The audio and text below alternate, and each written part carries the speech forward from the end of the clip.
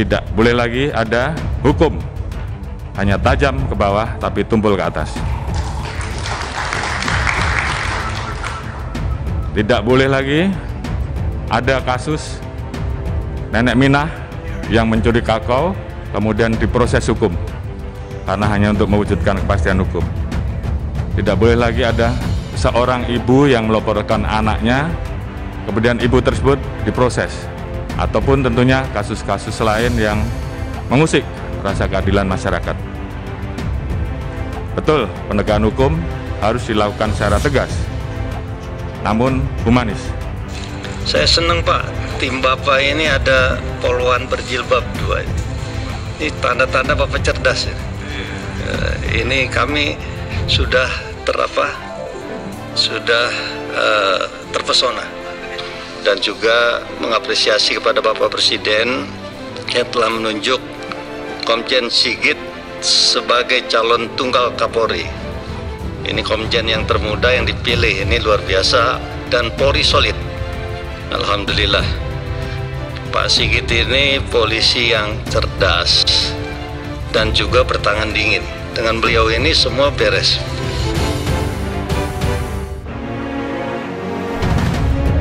Berawal saat Ketua DPR Puan Maharani kedatangan tamu penting pada Rabu 13 Januari siang, dia adalah Menteri Sekretaris Negara Pratikno yang diutus Presiden Jokowi menyampaikan surat kepada DPR.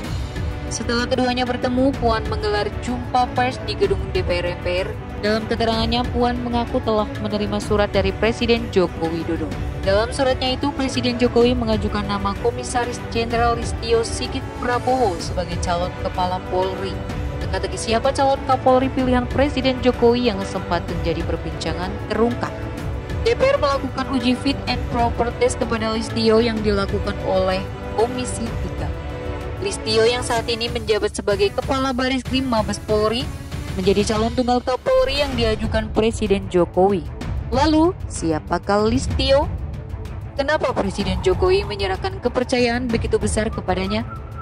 Listio merupakan lulusan Akademi Kepolisian 1991. Dunia reserse merupakan dunianya. Pengalaman pertanyaan sebagai reserse dimulai saat menjabat Kanit Reskrim Polres Metro Tangerang pada 1993. Pada 1999, ia kemudian menduduki jabatan sebagai Kapolsek Duren Sawit, Jakarta Timur. Karirnya terus melejit. Pada 2003, Listio tercatat menjabat Kepala Polsek Tambora, Jakarta Barat dengan pangkat Komisaris. Pada 2009, dia menjabat sebagai Kapolres Pati, Jawa Tengah. Setahun di Pati, Listio pindah tugas ke Sukoharjo dan menjabat menjadi Kapolres Sukoharjo, Jawa Tengah.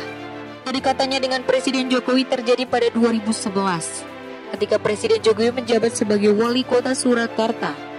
Listio menjabat sebagai Kapolres Surakarta.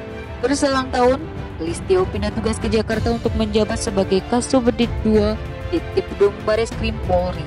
Setahun bertugas, ia kemudian dipercaya menduduki jabatan sebagai Direktur Reserse Kriminal Umum Polda Sulawesi Tenggara. Nama Listio rupanya sangat lekat di Jokowi. Buktinya, ketika Presiden Jokowi terpilih menjadi presiden pada 2014, Listio langsung diboyong ke istana. Ia ditunjuk menjadi ajudan Jokowi. 2 tahun bertugas menjadi ajudan Presiden Jokowi pada 2016, ia ditunjuk menjadi Kapolda Banten.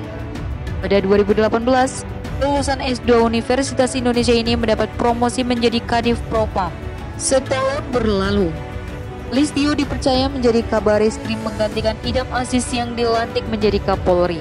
Saat menjabat Kabareskrim, sejumlah kasus pernah ditanganinya. Di antaranya kasus penyiraman air keras terhadap penyidik senior KPK Novel Baswedan dan menangkap buronan kasus korupsi pengalihan hak tagih atau CSI Bank Bali Joko Sigarto Chandra alias Joko Chandra di Malaysia.